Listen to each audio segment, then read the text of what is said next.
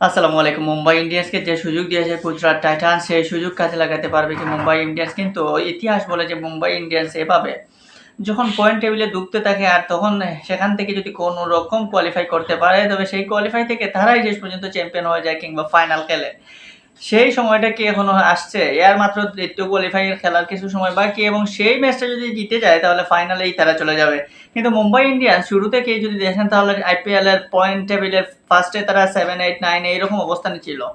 যখন এই টুর্নামেন্টের মাঝ পথে আপনি যখন পয়েন্ট টেবিল দেখবেন তখন হয়তো মুম্বাই ইন্ডিয়ান্সকে সেরা 4 এ বিবেচনা করতে পারবেন না। কিন্তু সেই জায়গায় মুম্বাই ইন্ডিয়ান্স সেরা 4 এ চলে আসলো। এখন এলিমিনেটরে জয় করে তারা কোয়ালিফাই 1 এ চলে আসলো।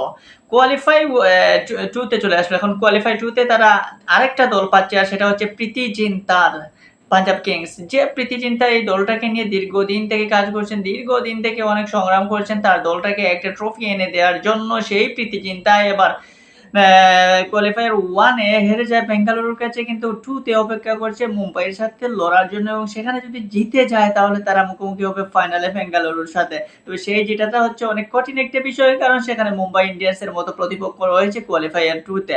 সো সেই মুম্বাই ইন্ডিয়ান্সকে আপনি কখনো দূরে রাখতে পারবেন না। পয়েন্ট টেবিলে মুম্বাই ইন্ডিয়ান্সকে শুরুতে বাজে দেখলেও এখন তারা টপ 3 তে। সো মুম্বাই ইন্ডিয়ান্স এখন যেকোনো চমক দেখাতে পারে, বিশেষ করে তাদের অভিজ্ঞতা সম্পন্ন কিছু প্লেয়াররা, যেমন রোহিত শর্মা সবসময় বড় ম্যাচের প্লেয়ার, সবসময় কঠিন ম্যাচের প্লেয়ার। সেই রোহিত শর্মা কি করলেন, এলিমিনেটরে গুজরাট টাইটান্সকে একাই হারিয়ে দিলেন। সেই রোহিত শর্মা কিন্তু এখন কোয়ালিফাই 2 তে পাঞ্জাবের বোলারদের উপরেও যে চড়াও হবেন না তার কোনো নিশ্চয়তা নাই, কারণ রোহিত শর্মা এমনই, তিনি সুসময়ে না দুঃসময়েই দলের পাশে থাকেন। সেটা হচ্ছে যে কোনো জাতীয় দল হোক কিংবা আইপিএল এর মঞ্চ হোক। আর মুম্বাই ইন্ডিয়ান্সকে তো তিনি শিরোপা এনে দিয়েছেন কয়টা, সেটা তো আপনারাই জানেন। পাঁচটা শিরোপার মালিক এই মুম্বাই ইন্ডিয়ান্স এবং সেখানে রোহিত শর্মার হাত ধরেই সবকিছুর উত্থান। সেই রোহিত শর্মা রিসেন্টলি ক্যাপ্টেন্সি ছেড়েছেন মুম্বাইয়ের, এখন হার্দিক পান্ডিয়ার ক্যাপ্টেন্সিতে চলছে মুম্বাই ইন্ডিয়ান্স, কিন্তু সেই রোহিত শর্মার দ্বার তো এখনো কমে নাই। সেই রোহিত শর্মা এখনো রয়েছেন তার মতো করে, বড় ম্যাচের প্লেয়ার যেভাবে থাকে সেইভাবে।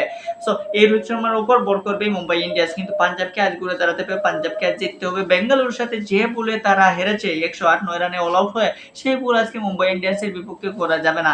ফাইনাল খেলতে হলে প্রীতি জিন্তার তাহলে আজকে পাঞ্জাবের প্লেয়ারদের শতভাগ দিতে হবে। সো মুম্বাই ইন্ডিয়ান্স যে অবস্থান, অর্থাৎ খারাপ একটা অবস্থান থেকে এভাবে গেছে, সুতরাং আপনি ধরে নিতে পারেন যে মুম্বাই ইন্ডিয়ান্স কিন্তু পাঞ্জাবকে হয়তো হারিয়ে কোয়ালিফায়ার ফাইনালেও চলে যেতে পারে। যদি এরকম কিছু হয় অবাক হওয়ার কিছু নাই, কারণ মুম্বাই ইন্ডিয়ান্স এমনই, তারা সুযোগকে কাজে লাগায়, সুযোগকে হাতছাড়া করতে দেয় না।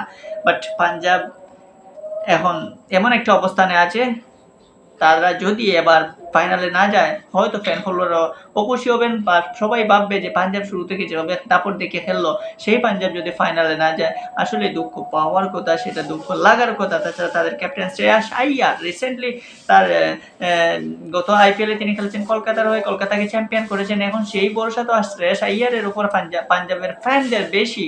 তো শ্রেয়াস আইয়ার পারবেন কি ব্যাক টু ব্যাক আবারও কলকাতার পর এবার পাঞ্জাবকে ফাইনালে নিতে? অপেক্ষায় দেখুন, দেখা যাক কি হয়।